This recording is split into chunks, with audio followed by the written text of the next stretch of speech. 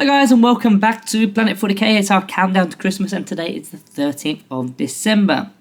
Now the day I'm actually filming this isn't the 13th, it's actually the 8th. So tomorrow is the day when the Necron Codex comes out. But guess what? Got my Codex. So I'm all in and I know exactly what I'm talking about now.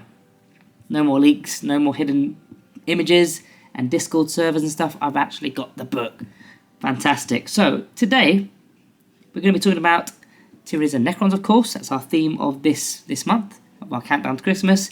We are going to be talking about today about the top 10 combined scorers from the two codexes. So it's a purely scoring capability here. It could be primary objectives, mission objectives, that is kind of primary, and of course secondaries as well. So in at number 10, I'm going with the Canoptek Wraiths. Now Canoptek Wraiths have had a bit of a boost this codex because they can take a Technomancer now, so their resiliency is much more durable. They've got a movement of 10 inches, which they've always had the speed anyway. Toughness 6, 4+ invulnerable save on top of their 3+ armor. Now potentially with a 5+3 and a pain with the Technomancer involved, who can also heal the unit, D3 lost wounds. But because of all the speed and durability side by side, this is now a great scoring unit. Whether it's your primaries just getting onto standard objectives, whether it's your secondaries, getting into no man's land, engage on all fronts, behind enemy lines maybe. There's just lots of things you can do when you've got a 10-inch movement. And this unit can fight, it can shoot, and it's got capabilities of everything. It could have potentially been boosted up the list, but lack of experience with this codex, I've gone with 10. It needed to be somewhere and I put it at 10. So yeah, you'll have to forgive me on the experience front for this codex. I've only just got it a few hours ago. Now, number 9, we're going with the Hexmark Destroyer. Now, he would have been higher, but this codex, he's had a few nerfs. He's still great. He's still got the deep strike ability with lone operative, so you can bring him in. Especially useful in the Hypercrypt Legion, because you can keep deep striking in and out, in and out, in and out. Great for secondaries like behind enemy lines, investigate signals, deploy teleport homers. Loads of good stuff that you can do with him. Taking over primaries, not so much, unless there's a completely unguarded objective. Deep strike in, good. He's fairly resilient, but it's mainly about the lone operative. You've got to get within 12 inches to actually get a range attack on him. And he's going to be shooting with his pistols that aren't as good. They used to have precision, now they're just ignoring cover. Not as good.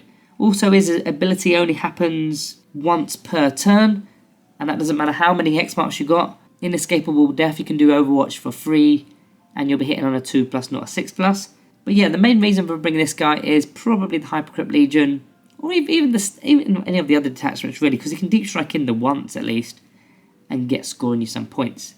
In at number 8, in a very similar light, I've gone with the Parasite of Mortrex. Now I've put him at 8 rather than 9, simply because he's got a stealth on top and a 12-inch movement.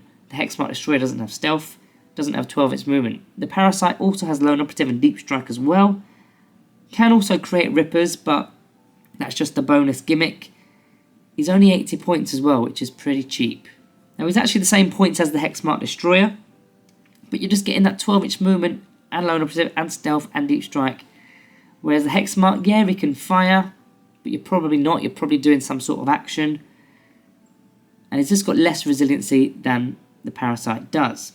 Going into number 7, this one's a little bit like Marmite. I'm not sure where you'll stand with this, but I've gone with Ripper Swarms. Ripper Swarms, this edition, are pretty good. I mean, they've got no OC. That's the problem with them. Very similar to Canoptek Scarabs. They've got no OC, so they can't hold a primary objective. However, the game doesn't just revolve around holding primary objectives. They can still do actions, whether it's deploy, teleport homer again, investigate signal, cleanse, and so on. They can still do engage on all fronts behind enemy lines. They've got deep strike naturally. They can also half enemy objective control if they're within engagement range. I think they're a cheat code. They're only 20 points and you can take a single Ripper. So not only are they good for scoring, which is what this video is about, but for 20 points they can be used as a mini anti-deep strike unit as well. For just 20 points. That's great. But yeah, 20 points with deep strike, one little tiny base, put it into the corners, investigate signal, get it on all 4 corners, bosh, you're getting points. They're so small. I mean, what are they on? They're on a 40mm base for 20 points. You can't go wrong with that.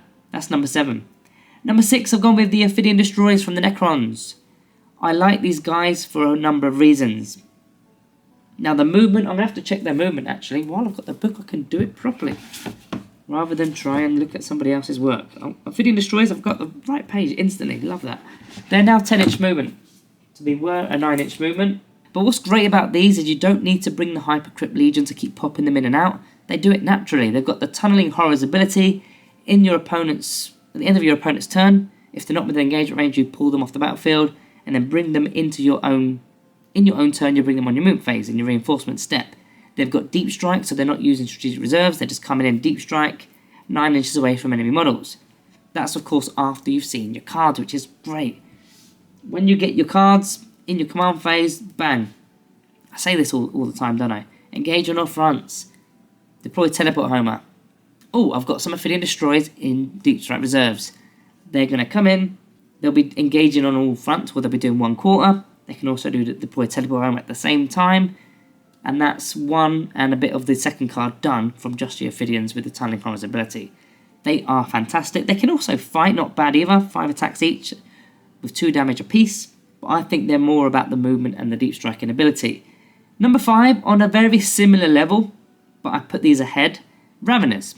Now Raveners have the exact same ability. They've got deep strike and they've got death from below, which basically is the same thing. You can take them away on your opponent's turn, at the end of the turn, bring them in from strategic reserves with deep strike more than 9 inches away. Now the reason why these are better than the Ophydian Destroyers, first of all, a min unit is cheaper, 75 points, not 100. Second of all, they've got a lot more attacks. They've got 7 attacks per model and they're twin linked. They're only damage 1, so they're not damage 2 unfortunately, but they've also got a range weapon as well, which is the bio weapons. They've got assault as well, so you can actually advance with them if you wanted to do that. 3 shots apiece, strength 4, no AP, 1 damage. It's just a little bonus. But I think they're better. They've got a 4+ armor save, which is actually the same as the Ophydian Destroyers as well. That's when you add the armored thorax. But yeah, you just got to bear in mind that these guys are cheaper than the Ophidians by 25 points. That's why they've gone one step ahead of the Ophydian Destroyers. Number 4, I've gone with the Necron Deathmarks. Deathmarks are brilliant. I love Deathmarks this edition. Last edition, I love Deathmarks as well, but this edition are even better. Again, it's about the Deep Strike. Again, it's about the Hypercrypt Legion. You keep popping them in, keep popping them out, keep popping them in, keep popping them out. The difference here, though, this is the key difference. 65 points for 5. Ophydian Destroyers, 100 points for 3. Even if you look at the Raveners, 75 points for 3. These guys, 65 points for a 5-man unit. They've also got precision on their weapons, which is damage 2. So you can come in, take some shots at a character on top of doing, maybe you're behind enemy lines at this point. Of course, they can't do investigate, signal, or cleanse while shooting, but you've got options, and that's why they're so good. They can keep popping in and out with the Hypercrypt Legion again, which is going to keep getting mentioned in this video because it's so good. And again, almost all the cards that you pull in your command phase, maybe it's assassination, yep, they can do that. Maybe it's behind enemy lines, yep, they can do that. There's a lot of cards they can do. 65 points is worth it. Number 3, this is where we get into the top level units now, and I've gone with Tyranid Gargoyles. Gargoyles are brilliant, they are really good. So there's a few hidden gems within their actual datasheet that you might not just twig just at a glance. We'll get into it in a moment. First of all, Deep Strike again. I love Deep Strike this edition, it's so good. They've got a 12-inch movement, so very similar vein to the Parasite of Mortrex so far. They're cheap. For 10 models, it's 75 points. So you can get 20 models, in fact, within a unit for 150. All deep striking in. Now, that is a large footprint, so you're probably not going to do it that way. They've got strength 5 weapons at range with assault, which is good. They're battle line, Vanguard Invader keyword, endless multitude keywords, so they work with 2 detachments. But what is fantastic about these guys, which puts them into 3rd place, is their Winged Swarm ability. As soon as they've shot, they get to move 6 inches any direction. They can't charge, but why this is good is because this is also a deep strike unit. So let's paint the picture here. You're deep striking in 9 inches away from enemy models. You then take in your shots, maybe at the nearest unit, whatever, doesn't matter where. You've then got a 6-inch movement. Now you may find a location where you can deep strike 9 inches away from enemy units, but not necessarily 9 inches away from the objective. Maybe you gain an inch into the objective. So now all of a sudden you're putting OC2 models onto an objective without even charging. You're not even charging. You're just doing that normal movement after shooting. You get an OC 2 per model. Maybe you get 3, 4, 5 models on. If you're lucky, you get a bit more. All of a sudden, you could be planting 8 OC, 10 OC, taking over the objective. Maybe it's capture enemy outpost, which is worth 7 VP. And that's just from a 75 point unit. They're really good, they're really quick. And that's why they are in number 3. On to number 2, we've got Tomb Blades. I'm going to have to go into my book because for some reason I've lost my page. Very similar to the Gargoyles, in fact. They've got similar stuff. You've got the 12-inch movement. They don't have Deep Strike, but they do have Scout's 9-inch. So Scout 9-inch means you can start 9 inches into the deployment, into the no man's land from deployment. They've got assault weapons with one of their weapons, which is the Tesla carbine, twin Tesla carbine. That's not bad. They're toughness 5, whereas the Gargoyles are not toughness 5, they're only toughness 3. Gargoyles only had a 6+ armor. These guys have got a 4+ armor, which can change to a 3+ armor as well. You can add stealth to this unit. You can also add ignores cover, and so on. But their ability, very similar to Gargoyles, as soon as you've made your shot, you can move 6 inches. So exactly the same, except this time they're not deep striking. So I found it hard to separate these because the deep strike and then moving 6 inches can get you onto an objective with Gargoyles. With Tomb Blades you can't do that. However, you've got the Hypercrypt Legion. So you could come in from strat reserves. You can actually... In fact, there's a stratagem in there that allowed you to come in more than 3 inches away from enemy units anyway. So you could just do that. It's 1 CP though. But the reason I've selected them is they're tougher. So they're more durable on the objectives. They've got better weaponry. So they can be shooting their way onto objectives, taking over the objective, having a better OC because of that exact thing. And they're of course just durable. So yeah, overall, I think the Tomb Blades and the Gargoyles are probably on par. You could maybe even switch them around, very similar, but I've gone with Tomb Blades as number 2. Then we get on to number 1, the winner of this video. And who is it going to be? Is it going to be Necrons? Is it going to be Tyranids? It's going to be Tyranids. It's going to be Tyranids. I've gone with the Necron. I've gone with the Tyranids Biovore. But you are literally shooting off spore mines every single turn. You don't have to use your actual weapon as a range attack. Just shoot a spore mine out. 48-inch range, more than 9 inches away from enemy models. And you can do that turn 1, turn 2, turn 3, turn 4, turn 5. You don't need any line of sight to where you're actually firing the spore mine.